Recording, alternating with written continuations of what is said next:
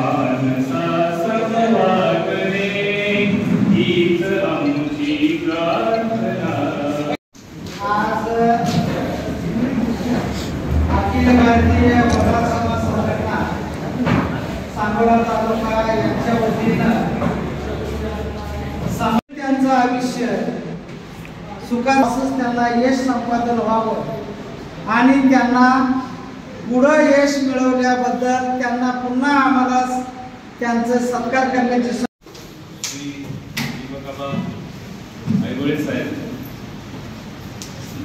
उपस्थित सर्व गुणवंत विद्यार्थी, तुम्हाला सांगायला मला आनंद वाटेल 25 वर्षापूर्वी ज्यावेळी आमची 10वीची एक्झाम झाली त्यावेळी मी तालुक्यात प्रथम आलो।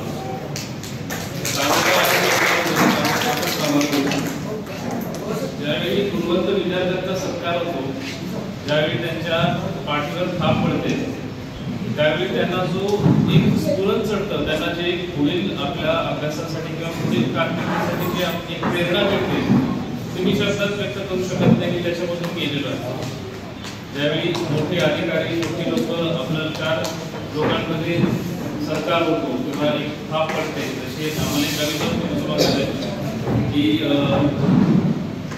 कणा नावाची कविता होती, याचा शेवटचं वाक्य होतं की फक्त लढ म्हणा। तर तसं एक लढ म्हणा आपल्यासाठी त्यांना एक प्रेरणा मिळते।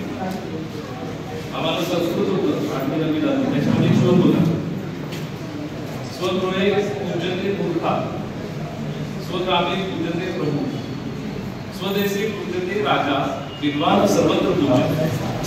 याचा अर्थ असा आहे की एखाद्या गावामध्ये घर असतं, त्या घरामध्ये घराचा जो कर्ता पुरुष आहे त्याची पूजा होते। एखादं गाव असतं, गावामध्ये गावदैवत असतं, त्याची पूजा होते। एखादा देश असतो, त्या देशामध्ये राजाची पूजा होते। पण विद्वान असा एकच माणूस आहे त्याची सगळीकडे पूजा होते। देशाची होती सर्व जगात, म्हणजे विद्वान ज्याच्याकडे बुद्धीचं बळ आहे त्या माणसाला कुणी हरवू शकत नाही। कुणी किती बलवान माणूस जरी आला, त्याच्याकडे बुद्धी आहे, त्याला कुणी हरवू शकत नाही। त्याची सर्वत्र पूजा होते, त्याचा सर्वत्र आदर सत्कार होतो। आज आणखी एक गोष्ट मला बघून जाणवते की मुलांपेक्षा मुलींमध्ये पेट्यांची संख्या जास्त आहे।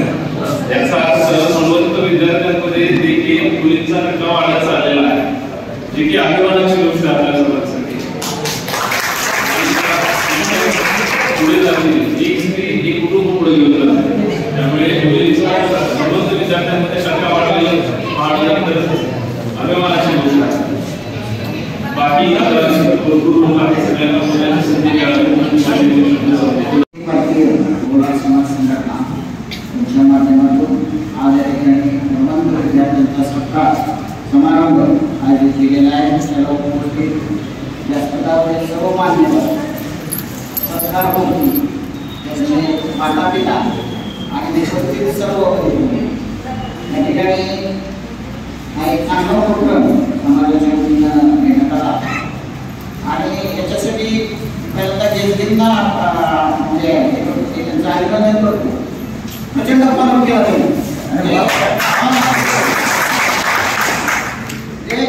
इतके फोन केले सांगायचा उद्देश आहे की आता शिक्षण करण्यासाठी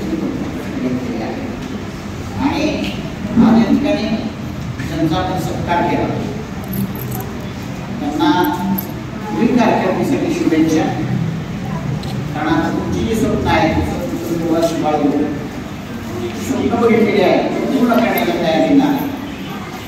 हा 1 वर्ष सत्कार देऊन आपल्याला थांबायचं नाही, 7 तुम्ही आजचा पुरस्कार 10वीचा घेतला असेल, पुढचा पुरस्कार आपल्याला घ्यायचा आहे, 12वीचा घेतला असेल, पुढचा पुरस्कार आपल्याला घ्यायचा आहे।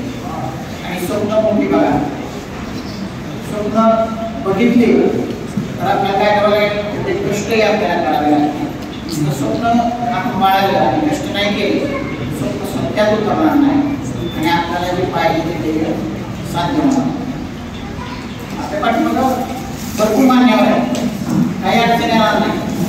आज जर 10 ते 5 मुलं असते, पुढच्या वर्षी हा हॉल भरलेला असावा।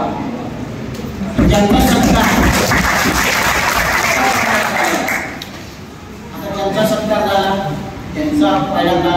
अभिनंदन.